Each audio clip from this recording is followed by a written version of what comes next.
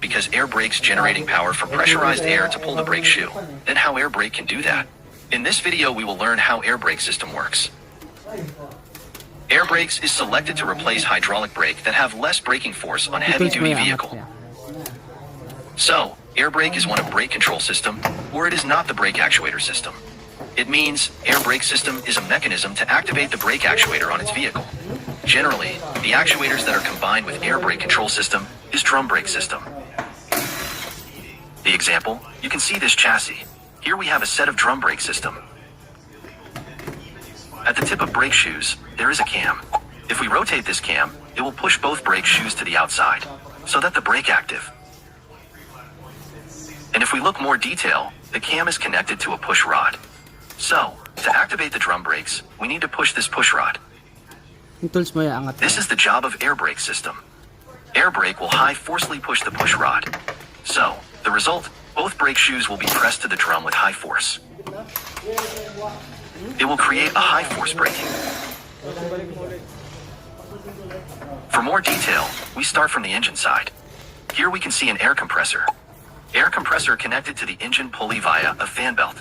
So, the compressor works once engine run.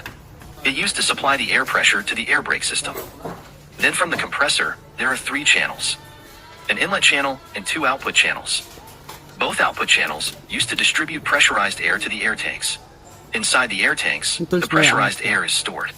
Here the source of energy to operating the air brake. But the air that are stored certainly have contaminant, like dust and water. We know that water is uncompressible material, so that if this water come into the system, it may break the air brake components. To be done it, before the air come into the tanks, pressurized air will be flowed to the air dryer. This component will separate air from all contaminants, so that here, the air is free from water, and water will be thrown away from waste channel. And then we back to compressor. The inlet hose has a connection to the valve mechanism. It's called governor. It functions to keep the pressure in working pressure and not overpressure. The working pressure of air brake system approximately 100 to 150 psi. So, when the pressure inside the system over 150 psi, the valve here will close.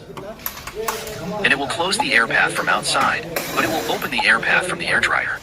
For more detail, governor have 4 channels. An inlet channel coming from outside, an outlet channel goes to compressor, a channel to the air tank, and another channel coming from air dryer. A channel from tank has a function to control the governor valve. It located at the top.